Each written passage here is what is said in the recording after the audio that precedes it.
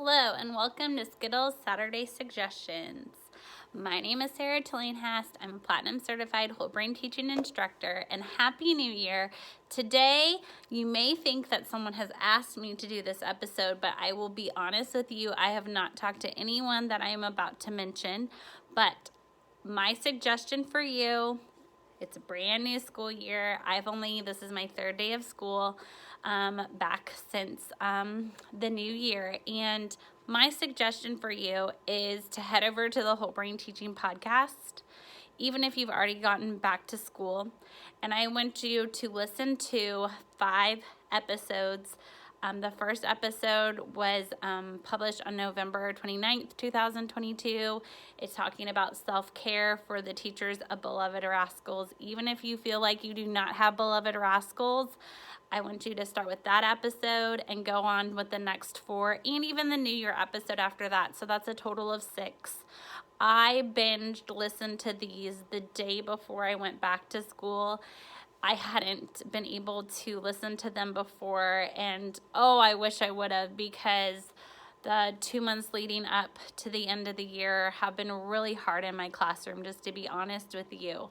And getting encouragement from the awesome board members, Laura Forehand, Rhonda Arlt, and then, of course, our founder and amazing leader, Coach Chris Biffle. They just do a great job of helping you rethink your mindset. So kind of what brought on this episode was, after my first day back at school, I posted a quick blurb. I felt very generic, but let me read it for you. I'm going to look over at my computer screen. Such a great first day back. Kept with the mentality, start slow to go fast, and we had an amazing day. Even one of my beloved rascals who never completes independent work completed all their work today. I had mixed reviews, as you can always imagine. So one of them was, I wish, and I get it. I get it, because I'm that person too. So I'm not going to really go into, I want you to listen to their podcast, but what I didn't mention about that day was how my students had forgot to close their milks before dumping their milk at breakfast. We have breakfast in the room. I had milk disaster. Cleaning it up. Guess what? I don't have a mop. I'm having to use paper towels and wipes to get it clean. I didn't talk about that. That's how my day started, actually. I didn't mention about my one beloved rascal throwing his hat over our recessed 6-foot fence and then claiming the wind blew it. Didn't even talk about that. I also didn't talk about that student that I was praising for getting independent work done. Guess what? Sat with their head down through our entire reading group. But that's because I chose not to dwell on my red thoughts, and I wanted to pick up some of my green thoughts and gold thoughts for that beloved rascal that day.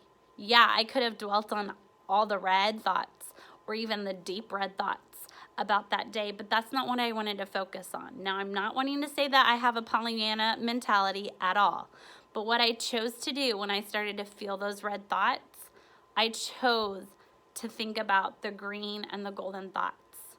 And guess what? That makes me more prepared to go home and be the mom I need to be for my son. And that helps me to be the teacher that I want to be for my students, because as soon as I feel myself getting into that deep red thought mentality, I now have strategies to use. And that is why I highly recommend listening to those podcasts, because it was a life changer for me to start this week. My days aren't perfect. I have to say, I don't think I've ever had a perfect day here on earth, because I just don't, in my opinion, think that's possible.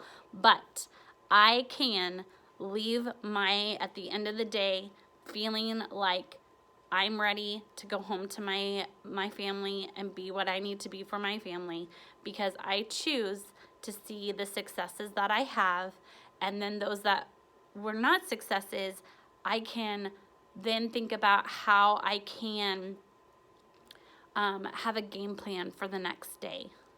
Because guess what? That next day, no one threw their hat over their fence.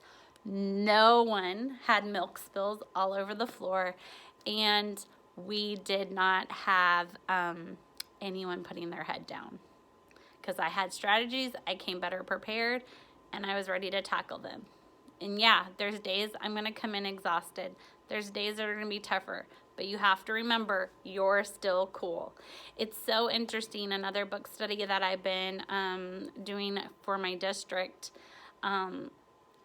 sometimes I feel like we just set our expectations that we have to be this perfectly trimmed and paper cut, polished teacher with no mistakes. But I talk about with my students all the time how I'm so grateful and thankful that they will tell me I'm still cool when I make a mistake, because I do the same for them. And it's part of that, no fair classroom mentality.